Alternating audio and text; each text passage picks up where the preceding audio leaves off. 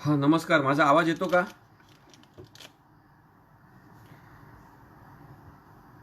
नमस्कार. कृपया माझा आवाज येत असला तर कोणीतरी मेसेज पाठवा. नाहीतर मग आपण आजचं कॅन्सल करू, नंतर एखाद्या वेळेस ठेवू आपण.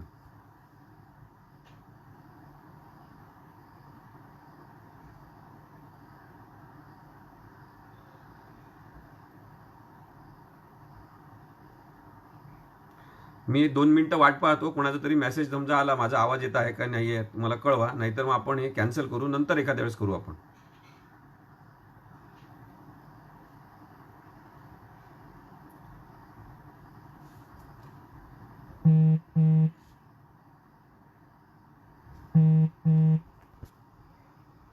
आवाज येत आहे असं कळवलेलं आहे, त्यामुळे आपण आता सुरू करू. तर मी मगाशी आपल्याला सांगत होतो की न्याय, धर्म आणि राजकारण या विषयावर आपण आज बोलणार आहे.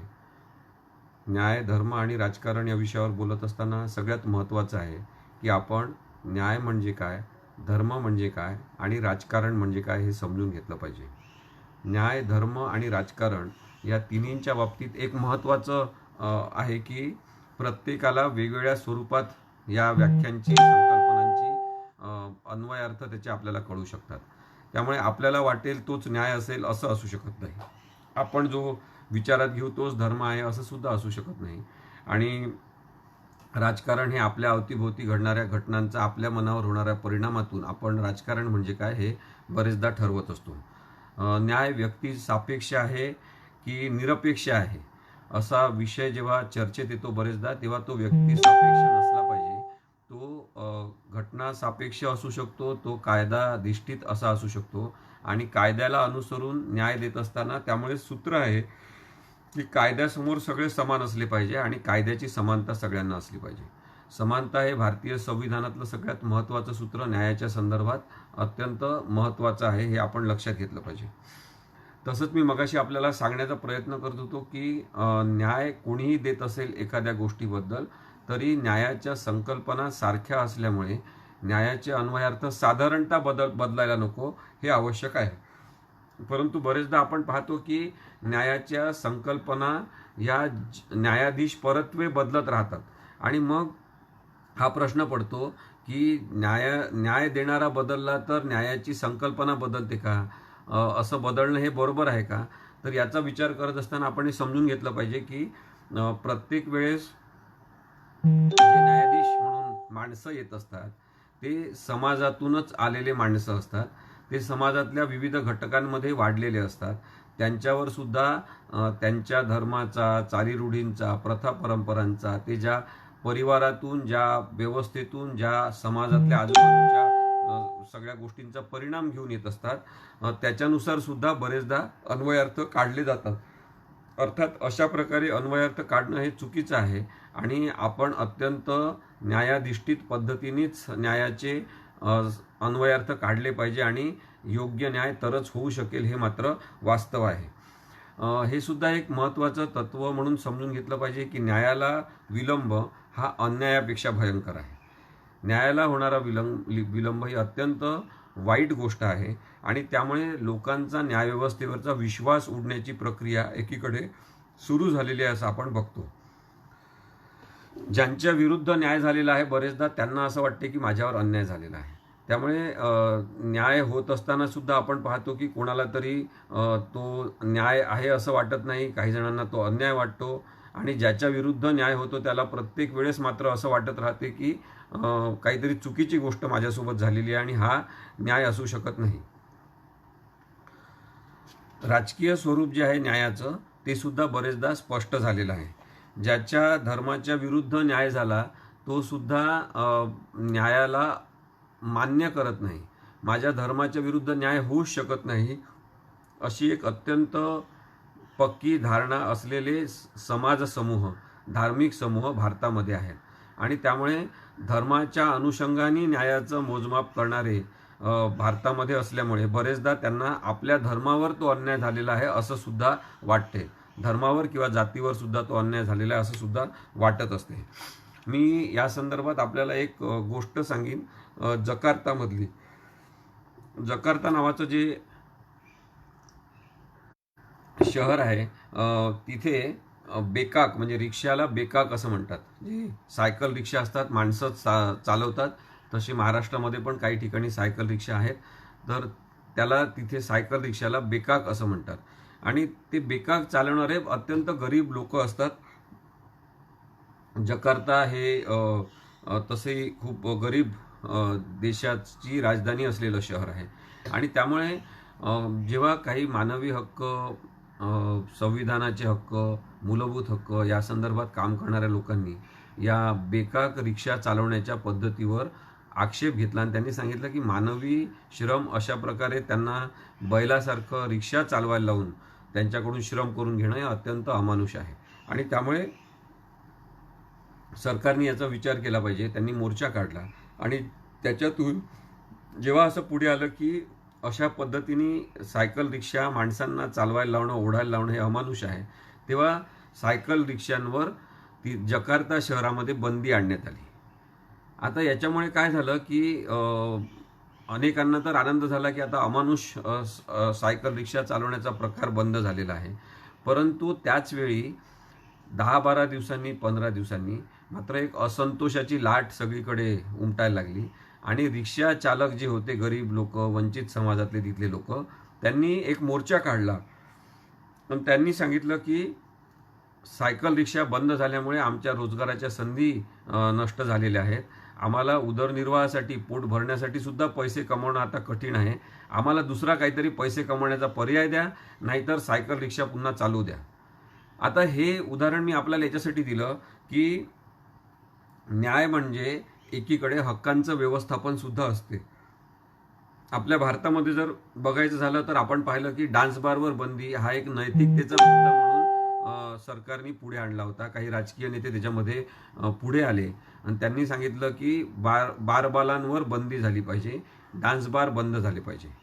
मग आता आपण जेव्हा एखादी गोष्ट बंद करून नैतिकतेच्या नावाखाली काहीतरी चांगलं प्रस्थापित करण्याचा प्रयत्न करतो, तेव्हा त्याचा पूर्ण विचार आपण केलेला आहे का, याचा सुद्धा विचार आपल्याला करणं आवश्यक आहे.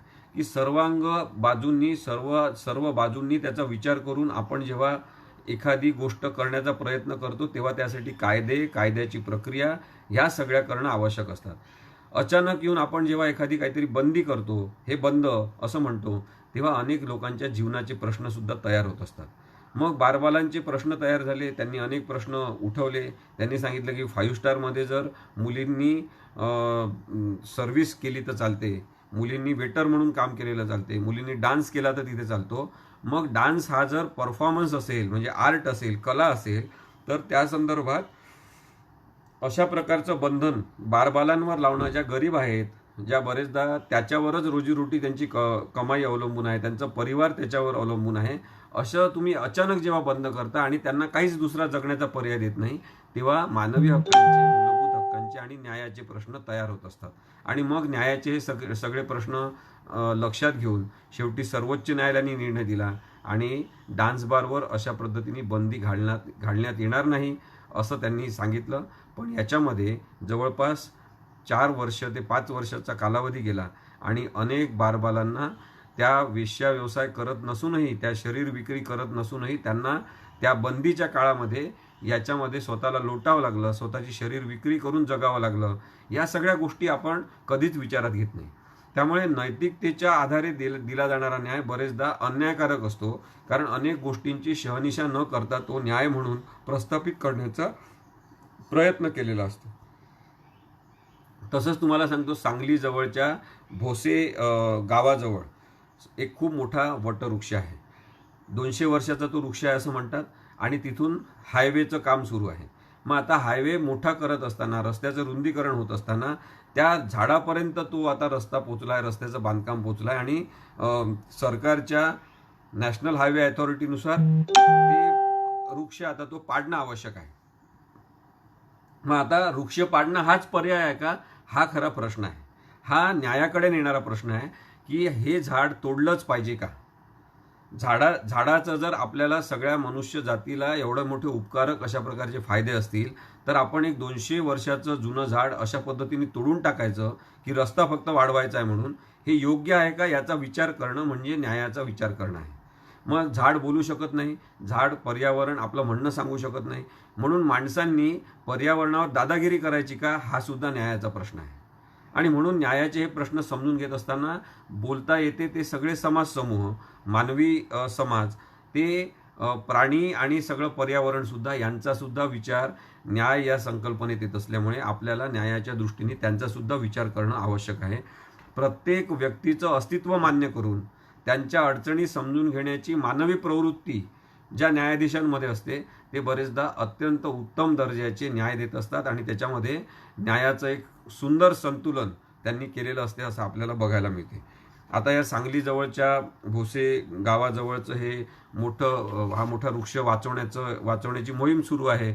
सध्या कोरोनाच्या काळामध्ये बंदी असल्यामुळे काही आंदोलन वगैरे असं करता येत नाही, परंतु सरकारला ही विनंती करण्यात आलेली आहे की त्यांनी हे झाड कापू नये. मग आपण जेव्हा म्हणतो की झाड कापायचं की नाही कापायचं, तर दुसऱ्या बाजूनी रस्ता जर नेता येत असेल आणि झाड वाचवलं जाऊ शकत असेल, तर तो जेव्हा न्याय आपण देतो त्याला बॅलेन्सिंग ऍक्ट असं म्हणतात. बॅलेन्सिंग ऍक्ट म्हणजे संतुलन करणे. न्यायाचं जेव्हा संतुलन होते तेव्हा सुद्धा न्याय होत असतो. म्हणजे न्याय म्हणजे काय, तर न्याय म्हणजे संतुलन सुद्धा आहे, न्याय म्हणजे बॅलेन्स सुद्धा आहे.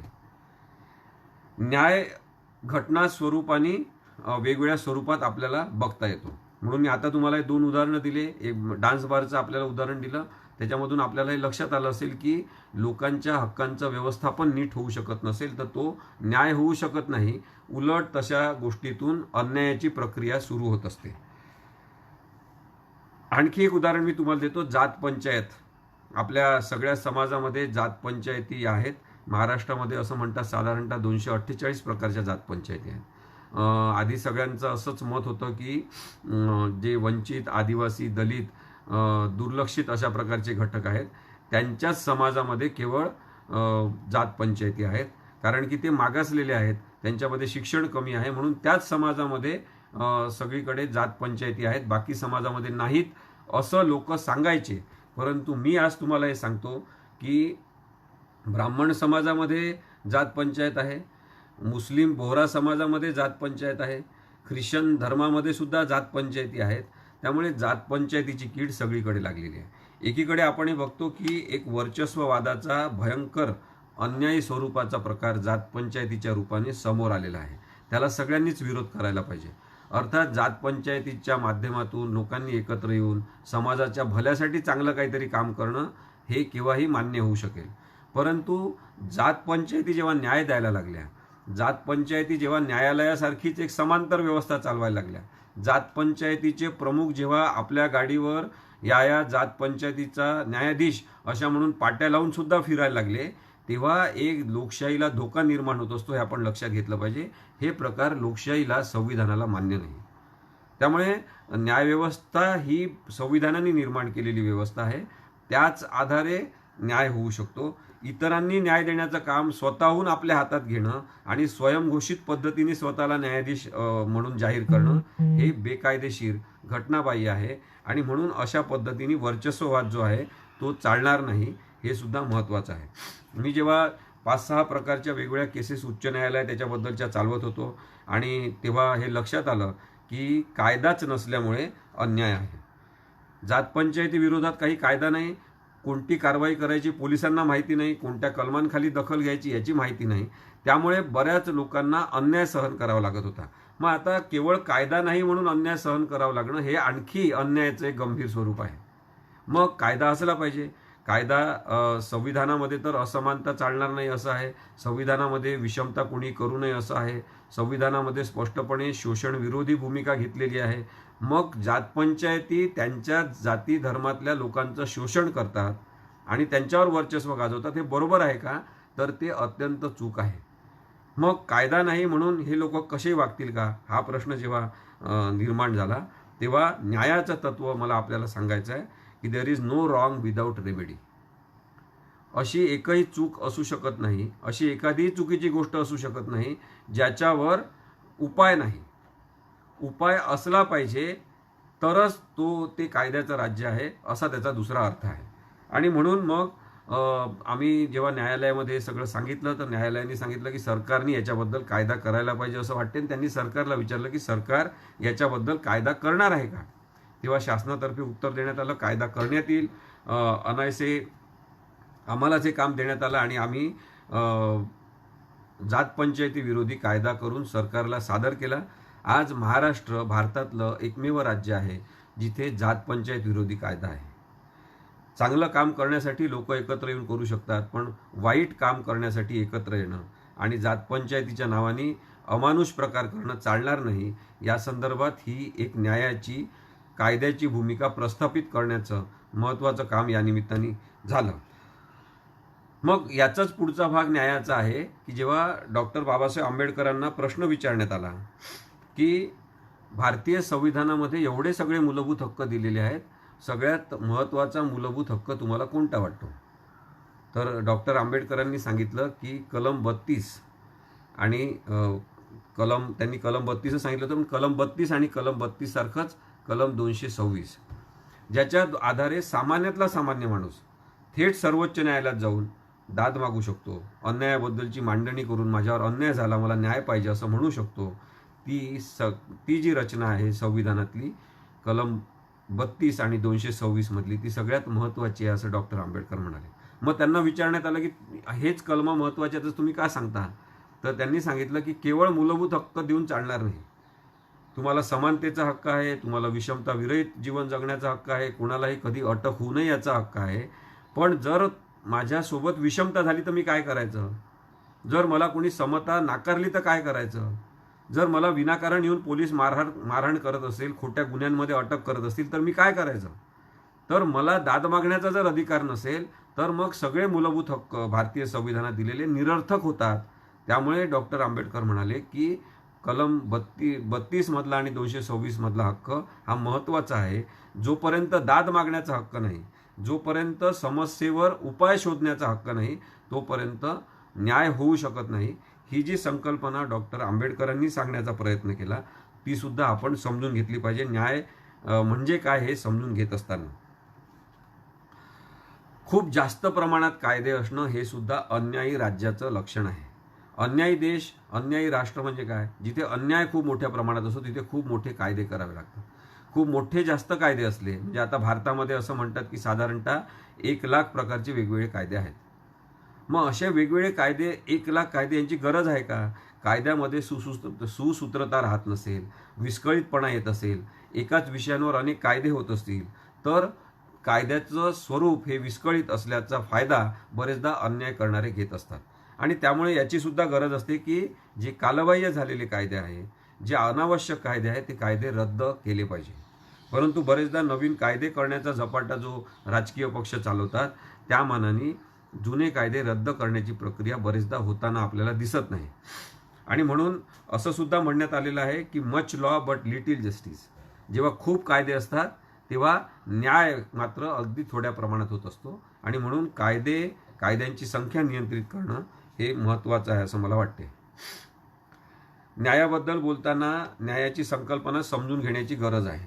त्यामुळे मी या संदर्भात विचार करत असताना मला लक्षात आलं की प्लेटो यांनी जे पुस्तक एक लिहिलं होतं रिपब्लिक नावाचं पुस्तक, हे प्लेटोचं पुस्तक अत्यंत सुंदर पद्धतीने न्याय, धर्म आणि राजकारण सगळ्याचं विश्लेषण करणारं पुस्तक आहे.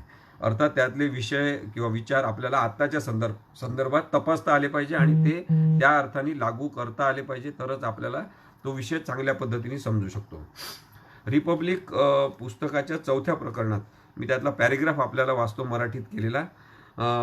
रिपब्लिकच्या 4थ्या प्रकरणात प्लेटोने न्यायाच्या कल्पनेचे विवेचन केले आहे. त्यांच्या मते न्याय म्हणजे प्रत्येकाने आपल्या व्यक्तिमत्वात अंतर्भूत असलेल्या सद्गुणांच्या आधारे कार्य करावे.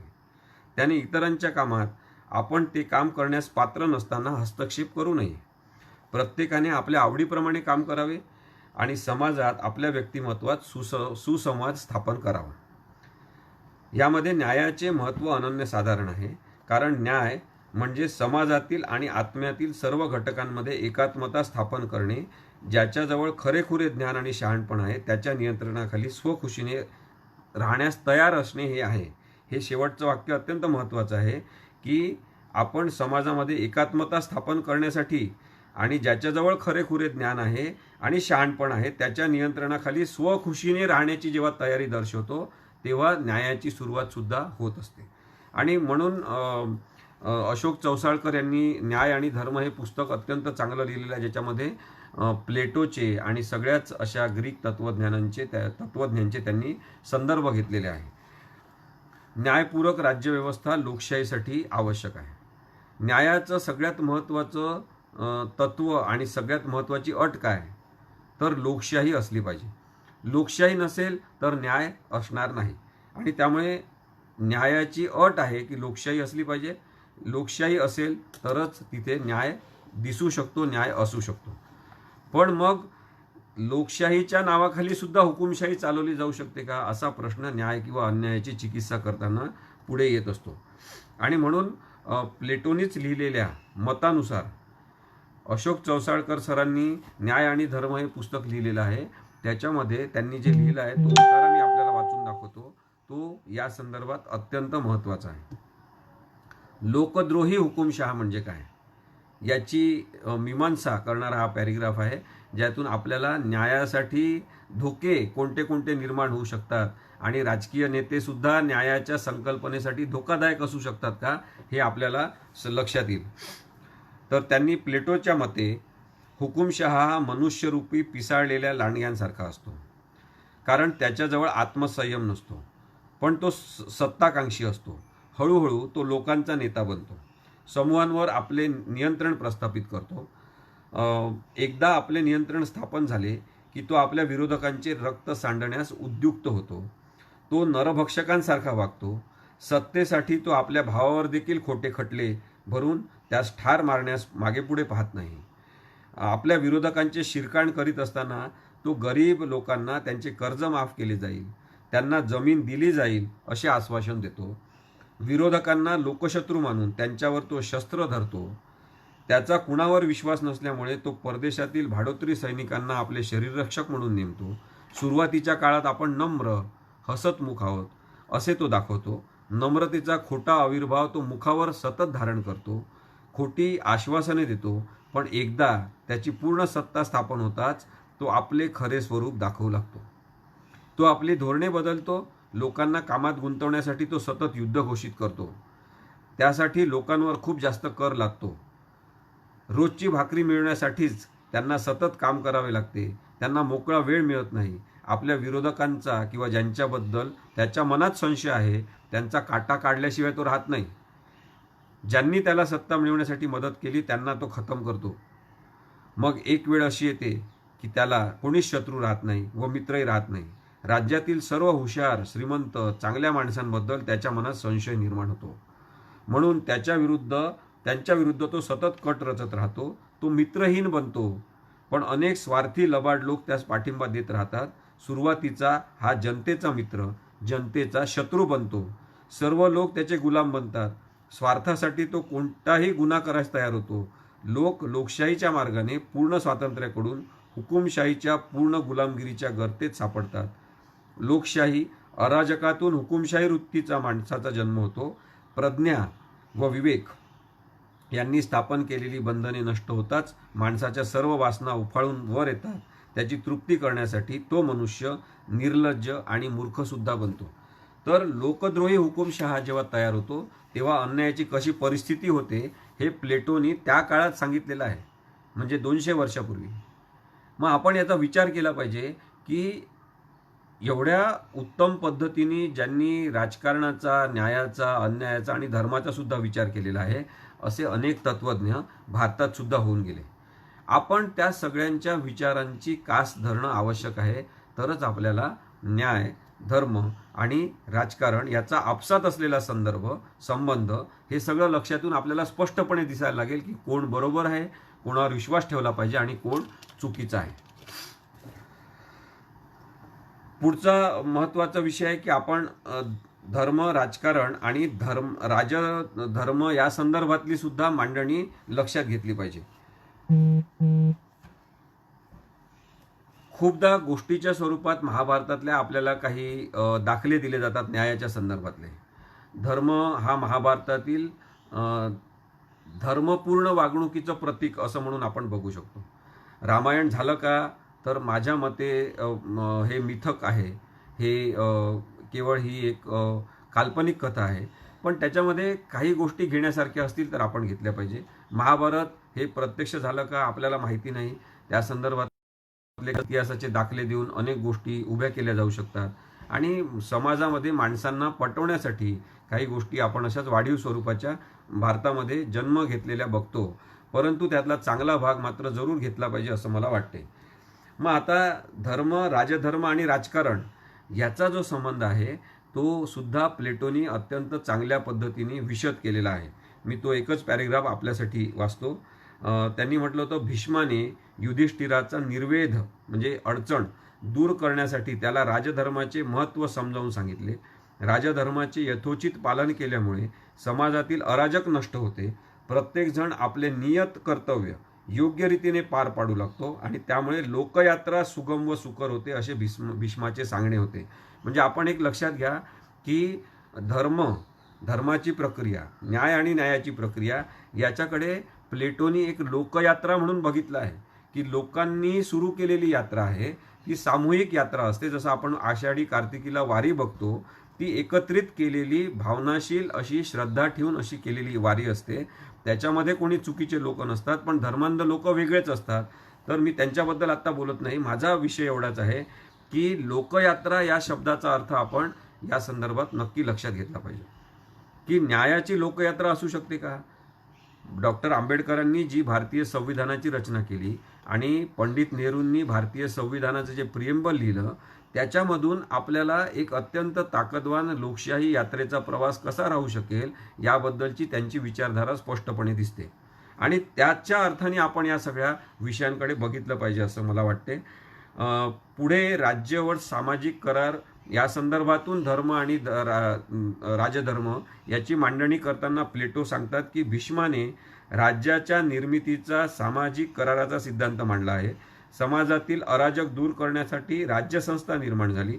समाजात जर राज्यसंस्था नसेल तर मास्य न्याय सुरू होईल असे त्यांचे मत आहे. मला याच्यातून एक खूप मोठा विषय आपल्यासमोर मांडायचा आहे. मास्य न्याय हा शब्द त्यांनी वापरलेला आहे. मास्य न्याय म्हणजे काय हे सुद्धा सांगितलेलं आहे की मास्य न्यायाची कल्पना राज्यसंस्थेला मिळवून देण्यासाठी वापरण्यात आली. मास्य न्याय म्हणजे बळी तो कानपिळीचे तत्व. ज्यावेळी राज्यसंस्था अस्तित्वात नसते त्यावेळी ज्याची ताकद जास्त आहे असा मोठा मासा छोट्या माश्यास गिळतो. राज्यसंस्था, लोकशाही, न्याय, धर्म हे सगळे माणसांसाठी असतील तर माणसांचं जीवन त्याच्यामुळे सुकर झालं पाहिजे. माणसांचं जीवन त्याच्यामुळे माणुसकी प्रधान झालं पाहिजे.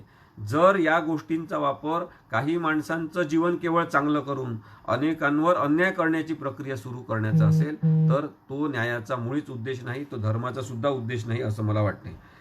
या परिस्थितीत त्यांनी पुढे म्हटलेलं आहे की ज्यावेळी राज्यसंस्था अस्तित्वात नसते त्यावेळी ज्याची ताकद जास्त आहे असा मोठा मासा छोट्या माशास गिळतो. या परिस्थितीत माणसाचे जीवन असह्य होते. अराजकात माणसाचे जीवन कसे असह्य होते याचे प्रत्ययकारी चित्रण शांती पर्वात करण्यात आलेले आहे. आता या सगळ्या गोष्टीचा जो संदर्भ आहे तो लक्षात घेतला तर आपल्याला दिसेल की राजधर्म हा महत्त्वाचा आहे. राजधर्म जर महत्त्वाचा असेल तर त्या अनुषंगाने एक गोष्ट लक्षात घेतली पाहिजे, जी अटल बिहारी वाजपेयी पंतप्रधान असताना गुजरातमध्ये एका कार्यक्रमासाठी गेलेले असताना त्यांनी त्यावेळेसचे मुख्यमंत्री नरेंद्र मोदी यांना राजधर्माची आठवण करून दिली आणि अत्यंत नाराजीने त्यांनी सांगितलं की तुम्ही राजधर्म पाळत नाही आहात. हे समजून घेतलं पाहिजे आपण. नंतर त्यांनी राजधर्म पाळला का याच्याबद्दल सुद्धा चिकित्सा करण्याचा आपल्या सगळ्यांना अधिकार आहे असं मला वाटते. त्या दृष्टीने सुद्धा आपण नक्कीच विचार केला पाहिजे.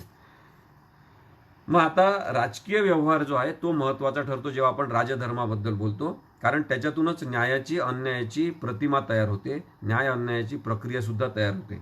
राजकीय व्यवहार हा कसा असावा तर तो धर्माधिष्ठित असावा असं पूर्वी म्हटलं जायचं. राजकारणात धर्म असू नये, पण राजकारणामध्ये धर्म आणू नये, परंतु राजकारणाला धर्माचं अधिष्ठान असावं याचा आध्यात्मिक अर्थ आपण लक्षात घेतला पाहिजे. आपण भारताने अत्यंत एक सुस्पष्ट धोरण म्हणून हे ठरवलं आहे की प्रत्येकाचा कोणताही धर्म किंवा जात असू शकते, परंतु भारताचा देश म्हणून कोणताही धर्म आणि जात असणार नाही. आपण म्हणूनच भारत देश धर्मनिरपेक्ष आहोत. त्या धर्मनिरपेक्ष राष्ट्रामध्ये राहणारे सगळेजण वेगवेगळा धर्म धारण करू शकतात. त्यांचा सगळ्यांचा वेगवेगळा धर्म असू शकतो. त्या सगळ्यांना त्यांच्या धर्म जातीसह, त्यांच्या खाण्यापिण्याच्या पद्धतीसह इथे जगण्याचं स्वातंत्र्य आहे. त्याला आपण न्यायाची संकल्पना असं म्हणतो आणि ही भारतीय संविधानामध्ये सांगितलेली आहे. मग राजकीय व्यवहार आणि धर्म याचा विचार करत असताना जे परत प्लेटोनी म्हटलेलं आहे ते मी आपल्याला सांगतो की प्रजेच्या वर्तनातील दोष दूर करून त्यांना धर्माच्या मार्गावर लावण्याचे काम राजाने केले पाहिजे. ज्याप्रमाणे धोबी, हे उदाहरण आपण लक्षात घ्या, ज्याप्रमाणे धोबी कपड्यांचा रंग जाऊ न देता कपड्यातील मळ दूर करतो, त्याप्रमाणे राजाने लोकांची मने न दुखावता त्यांच्यातील दोष दूर केले पाहिजे. मग आता प्रश्न आपल्याला पडतो की जर राजामध्येच दोष असेल तर त्याचे कपडे कोणी धुवायचे? मग त्याच्यावर नागरिकांनी प्रश्न विचारले पाहिजे. राजाला प्रश्न विचारणं हा लोकशाहीमध्ये गुन्हा नसतो, हे सुद्धा आपण लक्षात ठेवलं पाहिजे. राजाने राज्यातील कमजोर व गरीब वर्गाचे संरक्षण केले पाहिजे. आपल्या राज्यातील अधिकाऱ्यांना प्रजेवर अन्याय करू देऊ नये. दोषी माणसास, तो स्वतःचा मुलगा असला तरी, सजा द्यावी. त्याच्या राज्यात जर गरीब लोकांची हत्या होत असेल तर त्या राज्यातील धर्माचा ऱ्हास होतो. राजाने लोकांना रोजगार दिला पाहिजे. व्यापारास उत्तेजन दिले पाहिजे. आग, साथीचे रोग, महापूर, थंडी, उष्णता यांच्यापासून राजाने लोकांचे रक्षण केले पाहिजे. ज्यांच्याजवळ उपजीविकेचे साधने नाहीत त्यांना ती पुरवली पाहिजे. समाजातील दुःखी, निराधार, अपंग लोकांच्या डोळ्यातील अश्रू पुसले पाहिजे. राजाच्या कारभारावर राज्याचे व प्रजेचे भवितव्य ठरते, म्हणून राजा हा कालाचे कारण आहे असे म्हटले जाते. चांगला राजा राज्याची अभिवृद्धी करतो तर वाईट राजा राज्याचा नाश करतो. राजाने समाजातील दुर्बलांचे रक्षण केले पाहिजे, कारण दुर्बल माणसांसाठीच राज्याची निर्मिती करण्यात आली आहे. त्यामुळे त्यांचे कल्याण ही राजाची जबाबदारी आहे, असं प्लेटोनी लिहिलेलं आहे. मग आता हे जर आपण समजून घेण्याचा परत प्रयत्न केला तर हे दिसते की एकूणच धर्म, न्याय आणि राजकारण याचा सर्वात पहिले ज्यांना गरज आहे त्यांच्या संदर्भात विचार करून जर आपण ही व्यवस्था राबवण्याचा प्रयत्न केला तर चांगल्या पद्धतीने न्यायाचं व्यवस्थापन होऊ शकते आणि माणुसकी प्रस्थापित केली जाऊ शकते. या संदर्भात परत एकदा मला आपल्याला आचार्य विनोबा भावे यांचं उदाहरण द्यायचं आहे. विनोबा भावे नेहमी म्हणायचे की विकास कसा असला पाहिजे? विकास हा मातृहृदय असला पाहिजे. मातृहृदय विकास म्हणजे काय? जर एखाद्या आईला 4 मुलं असतील आणि जेव्हा त्या 4 मुलांपैकी एखादा कमजोर असेल तेव्हा आई काय करते की आधी त्या कमजोर असलेल्या मुलाकडे लक्ष देते, कारण की तिला माहीत आहे त्याला मदतीची गरज आहे, त्याला आधी न्यायाची गरज आहे, त्याला आधी विकासाची गरज आहे, त्याला त्या संधी निर्माण करून देण्याची गरज असल्यामुळे आई त्याच्याकडे आधी लक्ष देते. म्हणून विनोबा म्हणायचे की तो मातृहृदय विकास आवश्यक आहे. मदरहूड कन्सेप्ट ऑफ डेव्हलपमेंट असं विनोबांनी त्याला म्हटलं होतं. आज ती विकासाची संकल्पना आहे का? मी तुम्हाला आता हे वाचून दाखवलं. हा राजकीय व्यवहार करणारा राजा आपल्याला आहे का? नाही आहे. श्रीमंत लोकांसाठी धोरणं आखले जातात, श्रीमंत लोकांसाठी कायदे केले जातात आणि बदलवले जातात. अशा वेळेस न्याय हा गरीब लोकांसाठी दुरापास्त झालेला आहे. न्याय मिळवणं हे श्रीमंतांच्या चैनीचं जणू काही लक्षण झालेलं आहे. आणि म्हणून मग विचार तर पुढचा हा आहे की राज्यांनी म्हणजे राज्य व्यवस्थेतल्या लोकांनी, सरकारनी, शासनाने कल्याण केलं पाहिजे, कारण की आपली भारतीय संविधानाची व्यवस्था कल्याणकारी धोरणाची आहे. परंतु त्याच्या पुढे आता गेलं पाहिजे. आम्हाला कल्याण नको, आम्हाला कल्याण पुरेसं नाही, आम्हाला माणूस म्हणून जगण्याचा हक्क पाहिजे. हा जो हक्काधारित, अधिकार केंद्रित अशा प्रकारचा दृष्टिकोन आहे तो कल्याणाच्या सगळ्या संकल्पनांना लावून सगळ्या माणसांचं कल्याण करणारा न्याय मिळणं आणि प्रस्थापित होणं हे मला वाटते की लोकशाहीच्या दृष्टीने जास्त आवश्यक आहे. आदर्श राज्याची एक टोकदार संकल्पना सतत त्यांनी प्लेटोनी मांडण्याचा प्रयत्न केलेला आहे. आदर्श राज्याबद्दल बोलत असताना, न्यायाबद्दल बोलत असताना कोणत्याच प्रकारे आपण तडजोड करणार नाही असंच राज्य सरकारनी किंवा शासन व्यवस्थेने ठरवलं पाहिजे असं प्लेटोचं म्हणणं होतं. मग तसं ठरवता येऊ शकते का? तसं ठरवणारे लोक आहेत का? लोकनेते आपल्याला पाहिजे. आपल्याला सोशल मीडियाच्या माध्यमातून तयार झालेले, अचानक पुढे आलेले, त्या सगळ्या सोशल मीडियाला हाताळून त्यांच्या कंपन्यांच्या अधिकाऱ्यांशी बोलून आपली इमेज आपल्यासमोर सतत मांडणारे असे नाटकी नेते आपल्याला नको. हे सांगण्याचा जो हक्क नागरिकांचा आहे तो वापरणं सुद्धा न्याय मागण्याचीच एक प्रक्रिया आहे असं मला वाटते. प्लेटोने आदर्श राज्याची कल्पना ज्या टोकदार पद्धतीने मांडली, तो टोकदारपणा आपल्या भारतीय लोकांच्या विचारात आढळत नाही असं अशोक चौसाळकर सर म्हणतात. त्यामुळे प्राचीन भारतात प्लेटोप्रमाणे आदर्श राज्याचे स्पष्ट विवेचन केले गेले नाही. रिपब्लिकचा मुख्य उद्देश, रिपब्लिक म्हणजे आपण भारतीय लोक सगळेजण आपण, त्याचा मुख्य उद्देश न्यायाने वागणे कसे स्वीकारार्ह आहे व श्रेयस्कर आहे हे सिद्ध करणे हा होता. प्लेटोने रिपब्लिक नावाच्या पुस्तकामध्ये हे सांगितलं आहे की अन्यायाने वागणारा माणूस हा अंतिमतः हुकुमशहा बनतो. कारण हुकुमशहास स्वार्थ महत्त्वाचा वाटतो, पण त्याचबरोबर त्याच्या मनावर त्याचा ताबा राहत नाही. त्याच्याजवळ आत्मसंयम नसल्यामुळे सत्ता, संपत्ती आणि प्रतिष्ठा यासाठी तो मिळेल त्या मार्गाचा अवलंब करतो. तो इतरांच्या मनात धडकी बसवणारा, भीती निर्माण करणारा मानवरूपी लांडगा असतो. तो सर्व मानव जातीचा शत्रू असतो. त्याचप्रमाणे तो स्वतःचाही शत्रू असतो. महाभारतात देखील वाईट राजाची निंदा करण्यात आलेली आहे. प्रजेवर जुलूम करणारा, धर्माचे नियम न पाळणारा, लोकांवर मोठ्या प्रमाणात कर लादणारा राजा हा लोकांचा शत्रू बनतो असं प्लेटोनी अनेक वर्षांपूर्वी लिहून ठेवलेलं आहे. आणि असे लोक राजकारणाच्या माध्यमातून सतत आपल्यासमोर येत असतात की जे राक्षसी स्वरूपाचे आहेत. कपडे चांगले घातल्यामुळे कोणी चांगला होत नाही. मळलेले कपडे असतील, मळलेलं शरीर असेल, विस्कटलेले भांग असेल, विस्कटलेले केस असतील, याचा अर्थ तो माणूस चुकीचा आहे असं नसतो. तो परिस्थितीने लाचार झालेला माणूस असतो, जो मात्र आत्मसन्मानाने जगण्याचा प्रयत्न करत असतो. त्यामुळे केवळ कोणी कपडे चांगले घातले म्हणून चांगला होत नाही, हे सुद्धा आपण समजून घेतलं पाहिजे प्लेटोच्या या संकल्पनेला धरून. जेव्हा न्याय, धर्म आणि राजकारण याची चर्चा आपण करत असतो तेव्हा आणखी एक गोष्ट महत्त्वाची ठरते, ती म्हणजे शिक्षेचे स्वरूप, शिक्षेची प्रक्रिया आणि शिक्षेचे प्रकार याबद्दल सुद्धा आपल्याला विचार करता आला पाहिजे. ज्या पद्धतीने शिक्षेचं समर्थन भारतामध्ये होते ते न्यायाला धरून आहे का याचा सुद्धा विचार होण्याची गरज आहे असं मला वाटते. असं म्हटलं जाते, eye for an eye will end the world, make the world blind, and eye for eye will make the world blind. डोळ्यासाठी डोळा घेतला, हातासाठी हात घेतला तर जग आंधळ होऊन जाईल, जग लुळं पांगळं होऊन जाईल, कोणीच कोणाचं राहणार नाही. एवढे आपण सगळेजण गुन्हेगार आहोत.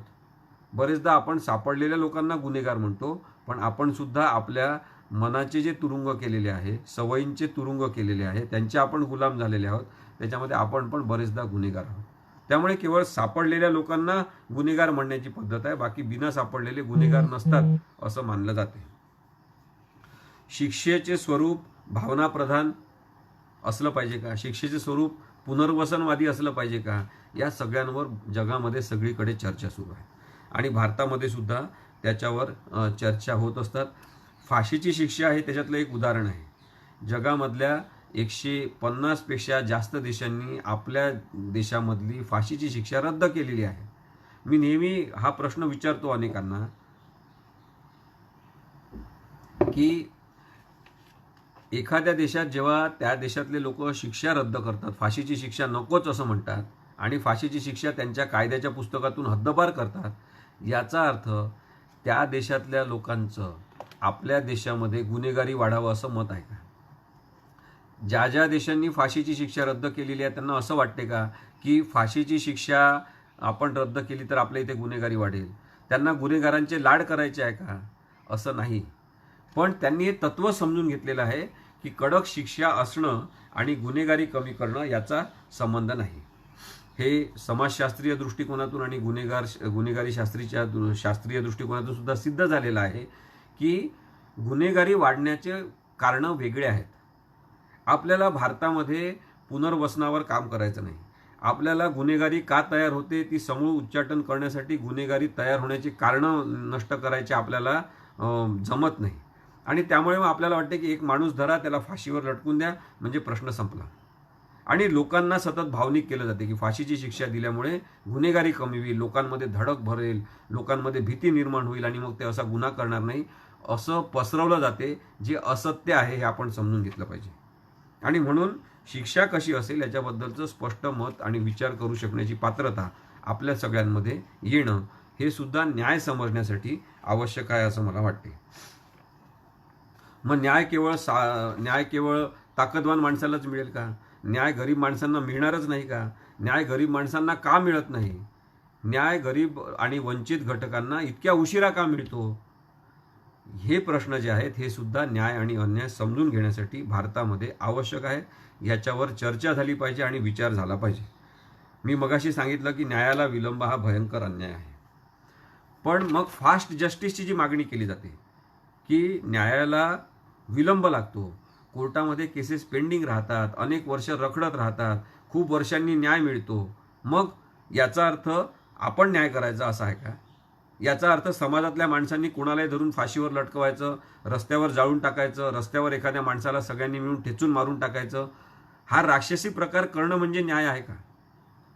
मग पोलिसांनी एन्काउंटर करून टाकायचं आणि आपण त्याचं सगळ्यांनी समर्थन करायचं, सामान्य माणसांनी पोलिसांच्या तोंडामध्ये पेढे भरायचे, हे कशाचं लक्षण आहे? हे अन्यायाचंच लक्षण आहे, आपण लक्षात घ्या. एन्काउंटर न्यायाचा होतो, एन्काउंटर कायद्याचा होतो. आपल्याला वाटते की एका माणसाचा एन्काउंटर झालेला आहे, आपण एन्काउंटरचं समर्थन करून तो न्याय झाला असं समजत असू तर तो आपला बाळबोधपणा आहे. तर आपण अजून खूप वैचारिकदृष्ट्या मागासलेले आहोत असं आपण समजलं पाहिजे.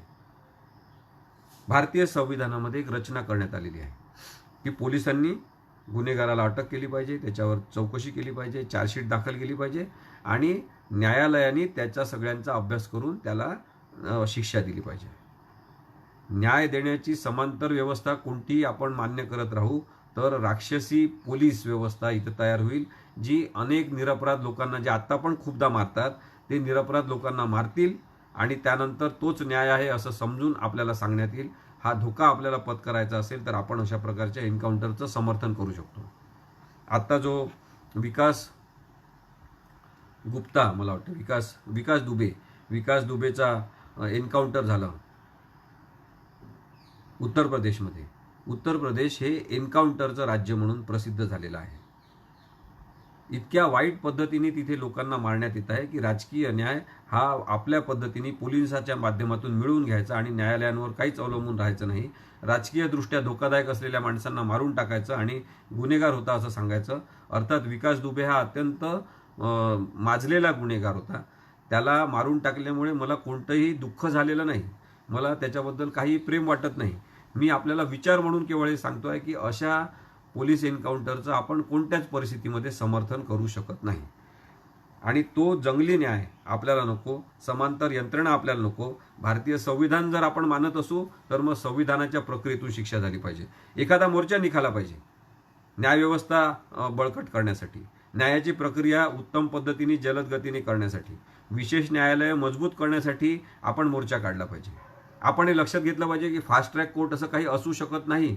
कायद्यामध्ये कुठेही फास्ट ट्रॅक कोर्ट असं नाही, परंतु सगळेजण फास्ट ट्रॅक कोर्ट ही संकल्पना राजकीय शब्द म्हणून वापरतात. विशेष न्यायालय ही संकल्पना आहे.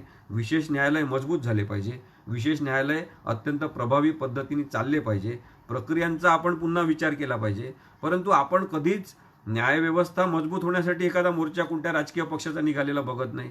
वकिलांची एखादी संघटना असं म्हणताना आपण बघत नाही की न्यायव्यवस्था मजबूत करण्यासाठी हे आमचे सूचना आहेत, याच्याप्रमाणे करा, असं आपल्याला दिसत नाही. पण जेव्हा एन्काउंटर होते तेव्हा मात्र न्यायव्यवस्था स्लो आहे म्हणून आम्ही हा निर्णय मान्य करतो आणि पोलिसांच्या राक्षसी कृतीचं आपण समर्थन करतो. तो न्याय नाही, आपण अन्यायाचं समर्थन करत असतो. अधर्माकडे आपण पूर्ण समाजाला घेऊन जाण्याची व्यवस्था करत असतो आणि राजकीय लोकांना आपण एक कोलीत देत असतो की राजकीय कारणांसाठी त्यांनी अजून अशा हत्या केल्या तरी चालतील. आपण त्या वेगवेगळ्या भावनांच्या आधारे समजून घेऊ आणि त्याचं आपण समर्थन करू. हे राजकीय लोकांसाठी चांगलं आहे, अराजक माजवण्यासाठी ते चांगलं आहे. न्याय म्हणजे धर्म आहे असं आपण म्हणतो. मग न्याय म्हणजे जर धर्म आहे तर धर्म म्हणजे काय आहे? मग आपण म्हणू की धर्म म्हणजे न्याय आहे. न्याय म्हणजे जर धर्म असेल तर धर्म हा न्याययुक्त असला पाहिजे. धर्मामध्ये अन्यायाच्या प्रक्रिया नसल्या पाहिजे. ज्या ज्या धर्मामध्ये जाती रूढी परंपरांमध्ये अन्यायाच्या प्रक्रिया होत्या त्या सगळ्या अधर्मावर आधारित असल्यामुळे त्या अन्यायपूर्ण होत्या आणि म्हणून तो सामाजिक स्वरूपाचा जाहीर अन्याय होता, ज्याचा निषेध अनेकांनी वेळोवेळी केलेला आहे. म्हणून अधर्म म्हणजे न्याय नाही हे जर नक्की आपलं असेल तर धर्म अधर्माची जाणीव असणं हे चांगल्या लोकशाहीमधल्या नागरिकांचं लक्षण आहे. विवेकीपणा, बुद्धिप्रामाण्यवाद, वैज्ञानिक दृष्टिकोन असल्याशिवाय धर्म कळू शकत नाही. धर्म म्हणजे अवडंबरांमध्ये नाही, धर्म म्हणजे प्रक्रियांमध्ये नाही, धर्म म्हणजे फटाके उडवण्यामध्ये नाही. धर्म हा जगण्याच्या संदर्भातल्या वागणुकीचा भाग असला पाहिजे. धर्म हा व्यक्तिगत पातळीवर पाळण्याची एक अत्यंत व्यक्तिगत आपली स्वतःची गोष्ट असली पाहिजे. रस्त्यावर जे धर्माचं उत्साहीकरण करतात ते सगळे देश मागासलेले आहेत हे आपण समजून घेतलं पाहिजे. धर्म म्हणजे काय याचा अत्यंत चांगल्या पद्धतीने एका ओळीत साने गुरुजींनी उत्तर दिलेलं आहे. साने गुरुजी म्हणतात, खरा तो एकची धर्म जगाला प्रेम अर्पावे. जो धर्म इतरांसाठी सगळ्यांसाठी प्रेम निर्माण करू शकत नसेल आणि प्रेम देऊ शकत नसेल तो अधर्म आहे, तो खरा धर्म नाही. खरा धर्म आहे सगळ्यांना प्रेम देणं. सगळ्यांना प्रेम देणं जमत नसेल तर आपल्याला धर्म कळला नाही, आपल्याला धर्म पाळता येत नाही, आपण न्यायी नाही, आपण अन्यायी स्वरूपाचे असल्यामुळे आपल्याला खरा धर्म पाळता येत नाही असा त्याचा अर्थ होतो. धर्म वजा प्रेम, धर्मातून प्रेम काढून टाकलं, धर्म वजा प्रेम बरोबर अधर्म हे सूत्र आपण या संदर्भात लक्षात ठेवलं पाहिजे. न्याय होत असताना साधारणतः तो सामान्य माणसांना समजला पाहिजे, न्याय सामान्य माणसांना कळला पाहिजे, न्यायाचा अंदाज ते लावू शकले पाहिजे की याच्यामध्ये अशाच प्रकारचा न्याय होईल असं जेव्हा सामान्य माणसांना वाटत असते. त्याच्या व्यतिरिक्त जेव्हा आता न्याय व्हायला लागलेले आहेत तेव्हा गूढ काहीतरी तयार झालेला आहे की असा कसा न्याय झाला, असा निर्णय कसा दिला न्यायाधीशांनी, असे प्रश्न आता अनेक निर्णयांच्या बाबतीत लोकांना पडायला लागलेले आहेत. जेव्हा असं गूढ मिस्टेरियस काहीतरी घडते, जेव्हा गूढ काहीतरी सुरू होते तेव्हा धर्म संपतो. जेव्हा गूढता येते तेव्हा न्यायसुद्धा अंधुक होत असतो आणि त्यामुळे गूढ असेल काहीतरी, सस्पेन्स काहीतरी असेल, अचानक काहीतरी वेगळंच होत असेल तर तो बरेचदा अंधुक अशा स्वरूपाचा न्याय असतो, तो स्पष्ट न्याय नसतो आणि त्यामुळे त्याच्यामध्ये अन्यायाचे एलिमेंट्स असतात. बरेचदा आपण पाहतो की न्यायालयांना असं नाव दिलेलं असते, न्याय मंदिर. कशासाठी न्याय मंदिर असं का? भारत जर धर्मनिरपेक्ष आहे तर न्यायालयाला न्यायालय न म्हणता न्याय मंदिर का म्हणायचं, हा प्रश्न उपस्थित केला पाहिजे न्यायाचा प्रश्न म्हणून असं मला वाटतं. मग एखादा मुसलमान येईल तो म्हणेल न्याय मस्जिद म्हणा, एखादा बौद्ध माणूस येईल तो म्हणेल न्यायस्तूप म्हणा, तर तसं चालेल का? तसं जर चालणार नसेल तर न्याय मंदिर हे नावसुद्धा बदललं पाहिजे. न्यायालयाला न्यायालयच म्हणायचं, न्याय मंदिर म्हटलेलं चालणार नाही हे आपण सांगितलं पाहिजे. कारण की धर्माशी कुठेतरी धार्मिक संकल्पनांशी जोडण्याची जी प्रक्रिया आहे आणि मग न्यायाधीशांना देव समजण्याची जी प्रक्रिया आहे ती सुद्धा आपल्याला अमान्य करता आली पाहिजे. न्यायाधीशसुद्धा माणसं आहेत, त्यांच्यासुद्धा चुका होऊ शकतात, त्यांना विचार करून चांगल्यात चांगला निर्णय देण्याची क्षमता त्यांच्यामध्ये माणूस असल्यामुळे असते आणि म्हणून न्यायालयाला न्यायालयच म्हटलं पाहिजे, न्याय मंदिर म्हटलेलं चालणार नाही असं सांगणारे अनेक नागरिकसुद्धा आवश्यक आहे असं मला वाटते. मग दुसरा शब्द वापरतात न्यायदेवता. कशासाठी न्यायदेवता? आपण जे प्रत्येक शक्तिमान आणि ताकदवान गोष्टी लोकशाहीमधल्या सुद्धा तयार झालेल्या आहेत त्याला आपण देवाचं स्वरूप देण्याचा जो प्रयत्न करतो प्रकार आहे असं मला वाटते. बाळबोध प्रकार आहे, मूर्खतेच्या लाईनवर जाणारा हा प्रकार आहे, हा बंद झाला पाहिजे. न्याय देवता न म्हणता आपण न्यायालयामध्ये न्याय मंदिर न म्हणता न्यायालयच म्हटलं पाहिजे आणि न्यायदेवता वगैरे या शब्दांची गरज नाही. तिसरा शब्द महत्त्वाचा आहे मला तो वाटतो आपण या सगळ्या संकल्पना समजून घेत असताना की न्यायदान. न्यायदान कशासाठी? न्याय हा हक्क म्हणून मिळाला पाहिजे असं जर भारतीय संविधानात असेल तर आम्हाला न्यायाचं दान नको असं सुद्धा नागरिकांनी सांगितलं पाहिजे. न्यायदान नको, काही उपकार करू नका, न्यायाचं दान मुळीच देऊ नका. न्याय हक्क आहे आणि तो तसाच हक्काच्या स्वरूपात मिळाला पाहिजे अशी मागणी करणाऱ्यांची संख्या सुद्धा वाढण्याची गरज आहे असं मला वाटते. कारण न्याय म्हणजे कृतिशील सत्य आहे, न्याय म्हणजे ॲक्शन ओरिएंटेड ट्रूथ आहे. ते कृतिशील सत्यच आम्हाला न्याय म्हणून पाहिजे. सत्य शोधायला वेळ लागत असतो आणि सत्य शोधायला वेळ लागतो म्हणून आपण असत्याचं समर्थन करू शकत नाही, असत्याच्या पाठीशी आपण उभं राहू शकत नाही आणि त्याच्यामुळे सुद्धा एन्काउंटरचं समर्थन करता येणार नाही. न्याय असतोच, तो शोधण्याचं साधन कायदा आहे. मग सत्य शोधण्याचं साधन म्हणजे मार्ग जर कायदा असेल तर कायदे स्पष्ट, मजबूत आणि गरीबातल्या गरीब माणसांना सर्वांना न्याय देऊ शकतील असे असणं ही आवश्यकता सुद्धा लक्षात घेतली पाहिजे असं मला वाटते. न्याय्य वागण्याचा खर्च येत नाही असं प्लेटो म्हणाले होते. न्याय्य वागण्याचा खर्च येतो का? नाही. It cost nothing to us to be just. न्याय्य असणं, चांगलं असणं यासाठी काही खर्च येत नाही. मग आपण माणूस म्हणून आपली जबाबदारी सुद्धा आहे की आपण सगळ्यांनी चांगलं वागलं पाहिजे. एक लक्षात घेतलं पाहिजे की या न्यायव्यवस्थेचे काही स्वतःच्या दोष आहेत, स्वतःच्या उणीवा आहेत, पण याचा अर्थ त्यामुळे आपण अन्यायाचं समर्थन करायचं असं होऊ शकत नाही. न्यायाधीश माणसंच असतात, त्यांच्या चुका होऊ शकतात. अनेक न्यायाधीश चांगले आहेत, अनेक पोलीस अधिकारी चांगले आहेत, मला माहिती आहेत. तुम्ही मला जर नावं विचारले तर मी 20 नावं आत्ता सांगू शकतो चांगल्या न्यायाधीशांचे आणि पोलिसांचे. परंतु काही चुकीच्या प्रवृत्ती न्यायव्यवस्थेत आहेत, पोलीस व्यवस्थेत आहेत, वकील आहेत, डॉक्टर आहेत. आपण केवळ वाईट प्रवृत्तीचं उदाहरण लक्षात घेऊन सगळी व्यवस्था आणि यंत्रणा खराब आहे असं म्हणणं हे निराशाजनक ठरेल. आपल्याला आशावादी राहिलं पाहिजे. चांगल्या लोकांकडे बघून आपण आशावादी पद्धतीने लोकशाहीचा विचार करणं हे सुद्धा आवश्यक आहे. एक लक्षात ठेवलं पाहिजे की जसा राजा असतो तसे कायदे असतात आणि जसे कायदे असतात तसे लोक असतात. आपला स्वतःचा दर्जा उंचावत नेण्यासाठी आपल्याला कायद्याचे सुद्धा लेवल्स, कायद्याचा सुद्धा दर्जा वाढवता आला पाहिजे. आणखी एक महत्त्वाचं आहे की कायद्याचा वापर विवेकपूर्ण पद्धतीने झाला पाहिजे. अत्यंत विवेकपूर्ण पद्धतीने, विज्ञाननिष्ठ पद्धतीने कायद्याचा वापर करता आला पाहिजे. मला नेहमी वाटते की डॉक्टर ज्याप्रमाणे आपलं शस्त्र वापरतात, सुरी डॉक्टर पण वापरतात आणि खून करणाराही वापरतो, परंतु डॉक्टर जेव्हा सुरी वापरतो, चाकू वापरतो, तेव्हा आपलं जीवन पुन्हा आपल्याला देण्यासाठी वापरतो. अत्यंत कौशल्यपूर्ण पद्धतीने, म्हणून त्यांना शल्य विशारद असं म्हणतात. आपण काही खून करणाऱ्याला शल्य विशारद म्हणत नाही. खून करणारा हा भोसकतो पोटामध्ये सुरी, आपल्याला इजा झाली पाहिजे असं तो करतो. तर डॉक्टर त्याच शस्त्राचा वापर करून आपण बरे झालो पाहिजे, पुन्हा माणूस म्हणून जगू शकलो पाहिजे, यासाठी आपल्याला वाचवण्यासाठी, जीवदान देण्यासाठी, जीवन पुन्हा आपल्यामध्ये प्रस्थापित करण्यासाठी त्या शस्त्रांचा वापर करतो. तसंच कायद्यांचा वापर हा माणसांमधील चांगुलपणा काढण्यासाठी, चांगुलपणा काढून त्याला चांगला माणूस म्हणून पुढे आणण्यासाठी झाला पाहिजे. अशा कौशल्यपूर्ण पद्धतीने, अत्यंत संवेदनशील पद्धतीने, सर्जनशील कायद्याचा वापर करणारे लोक आवश्यक आहेत आणि त्याचबरोबर न्यायाधीशसुद्धा आपल्याला आवश्यक आहेत. माझी आपल्याला विनंती आहे, आव्हान आहे की चांगल्या लोकांनी न्यायाधीश व्हा. अनेक आपल्या ओळखीचे असतील, त्यांना आपण न्यायाधीशांच्या परीक्षा द्यायला सांगा, न्यायाधीश व्हायला सांगा. समाजाचा विकास हा चांगल्या लोकांच्या पुढाकारातून होत असतो. आणि या सगळ्या पार्श्वभूमीवर विवेकपूर्ण पद्धतीने, विज्ञाननिष्ठ असा विवेकवादी वापर करणाऱ्या लोकांची संख्या जर वाढली तर चांगल्या पद्धतीने आपण न्याय, धर्म आणि राजकारण याचा विचार करू शकतो. मला हा सुद्धा एक मुद्दा मांडायचा आहे की कायदा अनर्थ निर्माण करण्यासाठी नाही, कायदा जीवनाला अर्थ निर्माण करण्यासाठी आहे, अर्थ देण्यासाठी आहे.